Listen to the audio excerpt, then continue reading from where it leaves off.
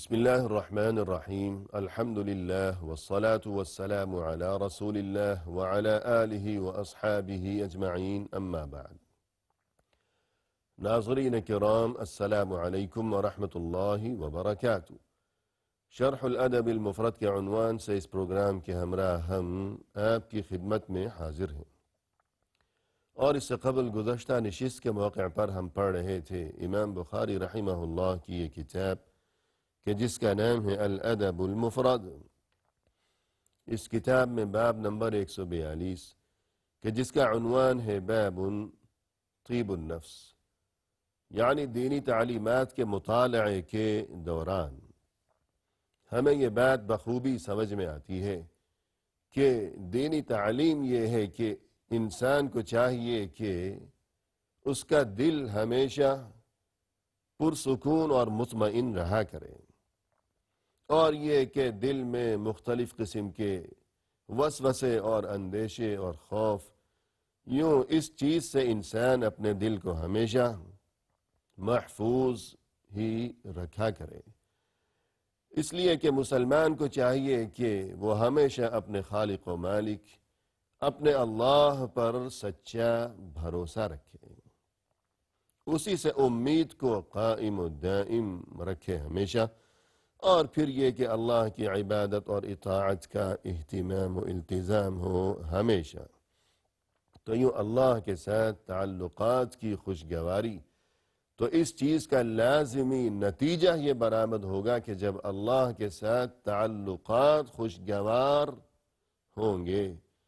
تو پھر انسان کو اس دنیا میں زندگی بھی خوشگوار ہی نصیب ہوگی انشاءاللہ۔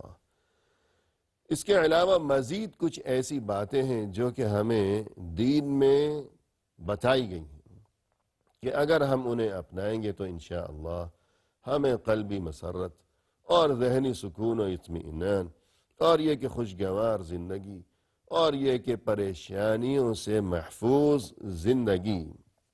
نصیب ہو سکے گی انشاءاللہ۔ تو اسی سلسلے میں متعدد باتوں کا تذکرہ اس سے قبل گزشتہ ملاقاتوں کے موقع پر کیا جا چکا ہے۔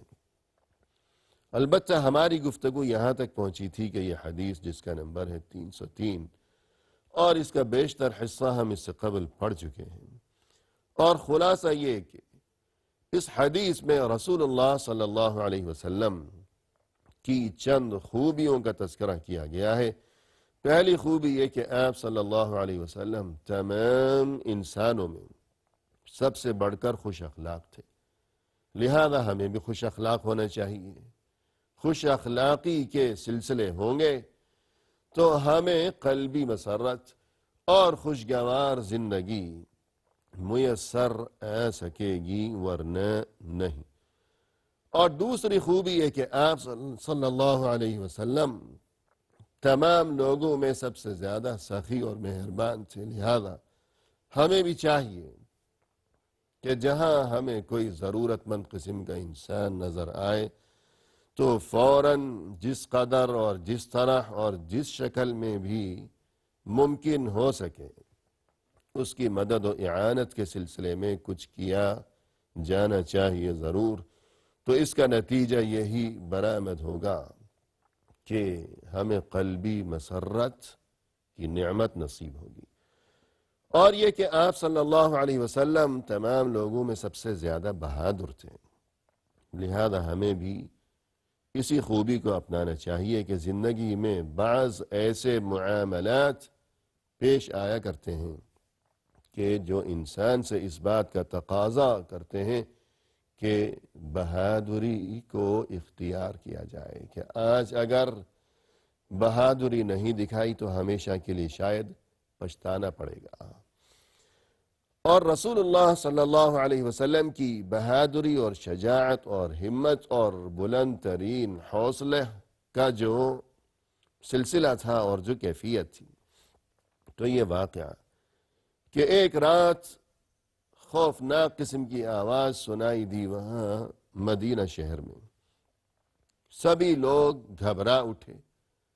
اور روانہ ہوئے نہایت عجلت میں اس آواز کی جانب، کے اندازے سے اس جانب روانہ ہوئے کہ جہاں سے ان کے اندازے کے مطابق وہ آواز آئی تھی کہ نہ جانے کیا معاملہ ہے، کسی دشمن نے یلغار کر ڈالی ہے رات کے اندھیرے میں، یا کوئی پہاڑی چٹان گر گئی ہے، کوئی تودا نیچے آن پڑا ہے، یہ کیا معاملہ ہے۔ لیکن جب یہ رواں دواں تھے تو انہوں نے یہ منظر دیکھا کہ ہم تو ابھی اس جانب رواں دواں ہیں، جبکہ رسول اللہ صلی اللہ علیہ وسلم وہاں سے واپس تشریف لا رہے ہیں۔ تو آپ صلی اللہ علیہ وسلم کی بہادری اور جرأت و ہمت اور شجاعت و بصالت ملاحظہ ہو اس واقعے میں۔ پہلی بات تو یہ کہ سبھی سے پہلے جا پہنچے وہاں، اور دوسری بات یہ کہ اکیلے تنہا، کوئی خوف نہیں ہے، کوئی ڈر نہیں ہے، اور پھر تیسری بات یہ کہ واپس تشریف لا رہے ہیں اور سبھی کو تسلی بھی دے رہے ہیں کہ لن تراعوا لن تراعوا، کہ ڈرنے کی کوئی ضرورت نہیں ہے، میں وہاں جا کر سب کچھ دیکھ چکا ہوں، وہاں کوئی ایسا معاملہ نہیں ہے کہ جو تمہارے لیے کسی خوف یا خطرے کا یا پریشانی کا سبب بن سکتا ہو۔ کہ اس قدر بہادر ترین انسان کہ اکیلا انسان تمام شہر والوں کو تسلی دے رہا ہے اور مطمئن کرنے کی کوشش کر رہا ہے، اور مزید بہادری وَهُوَ عَلَى فَرَسٍ لِأَبِي طَلْحَةَ عُرْيٍ، اس وقت رسول اللہ صلی اللہ علیہ وسلم ابو طلحہ انصاری رضی اللہ عنہ کے گھوڑے پر سوار تھے، اور مزید یہ کہ گھوڑے کی پشت ننگی تھی کہ اس پر کوئی زین یا گدی وغیرہ بھی نہیں تھی۔ تو سبھی لوگ جانتے ہیں کہ گھوڑے پر ننگی پشت پر یعنی بغیر کسی گدی وغیرہ کے سواری، پھر اسے اس قدر سر پٹ دوڑانا، یہ کوئی آسان بات نہیں ہے۔ یہ کام وہی انجام دے سکتا ہے کہ جو انتہائی بہادر اور جری اور باہمت قسم کا انسان ہو، اور پھر یہ کہ یہ جو گھڑ سواری اور یہ فنون سپہ گری اور یہ فنون حرب و ضرب، اس معاملے میں جو بہت زیادہ مہارت کو پہنچا ہوا ہو، تو وہی شخص یہ کام انجام دے سکتا ہے۔ لہذا آپ صلی اللہ علیہ وسلم کی جرأت و شجاعت، اور پھر یہ کہ یہ گھڑ سواری اور فنون سپہ گری میں اس قدر مہارت، یہ تمام چیزیں ان سے ہمیں یہ بات سمجھ میں آتی ہے کہ آپ صلی اللہ علیہ وسلم انتہائی بہادر انسان تھے، بہت زیادہ شجاع تھے۔ مزید فرمایا کہ وفی عنقہ السیف، آپ صلی اللہ علیہ وسلم کے گلے میں ننگی تلوار بھی لٹکی ہوئی تھی، تلوار اپنا بندوبست انتظام بھی آپ صلی اللہ علیہ وسلم نے خوب کر رکھا تھا۔ فقال، اور اس موقع پر آپ صلی اللہ علیہ وسلم یوں بھی فرمانے لگے، لقد وجدته بحرا او انه لبحر، کے بار بار آپ صلی اللہ علیہ وسلم وہ گھوڑا کے جس پر سوار تھے بغیر زین کے، اور جو کہ ابو طلحہ انصاری رضی اللہ عنہ کا گھوڑا تھا، تو آپ یوں فرماتے جاتے تھے کہ میں نے تو اس گھوڑے کو سمندر کی طرح پایا ہے، سمندر کی طرح۔ یعنی ناظرین، ہر معاشرے میں ہر دور میں کچھ اس قسم کے محاورے ہوا کرتے ہیں، مثالیں ہوا کرتی ہیں کہ جن سے کوئی مخصوص معنی بیان کرنا مقصود ہوا کرتا ہے۔ تو اس معاشرے میں عربوں میں یہ رواج تھا کہ اگر کسی چیز کی تیز رفتاری اور اس کی روانی کو بیان کرنا مقصود ہو، تو وہ لوگ یوں کہا کرتے تھے کہ یہ تو سمندر ہے، سمندر، یعنی جس طرح سمندر کی لہریں ہیں کہ رکے بغیر مسلسل ایک تسلسل کے ساتھ سمندر کی یہ لہریں بہتی چلی جاتی ہیں، رکتی نہیں ہیں، تو یوں گویا کہ یہ گھوڑا بھی اس قدر تیز رفتار ہے۔ سمندر کی طرح مجھے یہ نظر آیا، میں نے اسے پایا سمندر کی مانند۔ یوں ان الفاظ میں آپ صلی اللہ علیہ وسلم اس گھوڑے کی تعریف فرما رہے تھے۔ حالانکہ آپ صلی اللہ علیہ وسلم کو اس حقیقت کے بارے میں علم نہیں تھا، باقی سبھی لوگ جانتے تھے کہ یہ جو ابو طلحہ انصاری رضی اللہ عنہ کا یہ جو گھوڑا تھا، جو کہ جلدی میں اس وقت آپ صلی اللہ علیہ وسلم کو جو گھوڑا دستیاب ہو سکا آپ اس پر سوار ہو گئے، تو یہی گھوڑا دستیاب ہو سکا۔ لیکن آپ کو یہ حقیقت معلوم نہیں تھی، لوگوں کو معلوم تھی کہ یہ جو گھوڑا ہے ابو طلحہ انصاری کا، یہ تو بہت ہی سست قسم کا گھوڑا ہے، سست رفتار، تیز تو دوڑتا ہی نہیں ہے کبھی۔ اور یہ کہ ابو طلحہ انصاری کہ جن کا یہ گھوڑا ہے، وہ ہمیشہ یہی شکوہ کیا کرتے تھے کہ میرا یہ گھوڑا یہ تو بڑا ہی سست رفتار قسم کا گھوڑا ہے، بہت سست ہے، تیز تو کبھی چلتا ہی نہیں ہے۔ لیکن رسول اللہ صلی اللہ علیہ وسلم اس پر سوار ہوئے اور وہ گھوڑا انتہائی تیز رفتار ہو گیا ہے، اور صرف اسی دن نہیں، اسی موقع پر نہیں کہ آپ صلی اللہ علیہ وسلم اس سے نیچے اترے ہوں اور پھر دوبارہ اس کی وہی پرانی طبیعت، پرانا مزاج اور وہی سست روی کے معاملات، تو ایسی بات نہیں۔ اس دن جب آپ صلی اللہ علیہ وسلم اس پر سوار ہوئے اور آپ کو یہ بات معلوم نہیں تھی کہ یہ تو بڑا ہی سست رفتار قسم کا گھوڑا ہے، لیکن آپ نے دیکھا کہ یہ گھوڑا تو سمندر کی مانند ہے، انتہائی تیز رفتاری کے ساتھ دوڑنے والا سرپٹ۔ پھر اس دن کے بعد ہمیشہ کے لیے یہ گھوڑا تیز رفتار ہو گیا، ہمیشہ کے لیے۔ تو یقیناً ناظرین کرام، اللہ عز و جل کی قدرت اور اللہ کی طرف سے اپنے نبی صلی اللہ علیہ وسلم کے ہاتھوں جو بہت سے معجزات مختلف اوقات میں مختلف مقامات پر جن کا ظہور ہوا تھا، تو انہی معجزات میں سے یقیناً یہ معاملہ بھی ایک معجزہ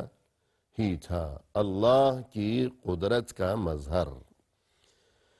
اور اس کے بعد ناظرین کرام، ہمارے سامنے یہ حدیث ہے جس کا نمبر ہے 304۔ فرمایا کہ عن جابر رضی اللہ عنہ قال قال رسول اللہ صلی اللہ علیہ وسلم كل معروف صدقہ ان من المعروف ان تلقى اخاك بوجه طلق وان تفرغ من دلوك في اناء اخيك۔ جابر رضی اللہ عنہ فرماتے ہیں کہ رسول اللہ صلی اللہ علیہ وسلم نے یہ ارشاد فرمایا ہے، کل معروف صدقہ، کہ ہر بھلائی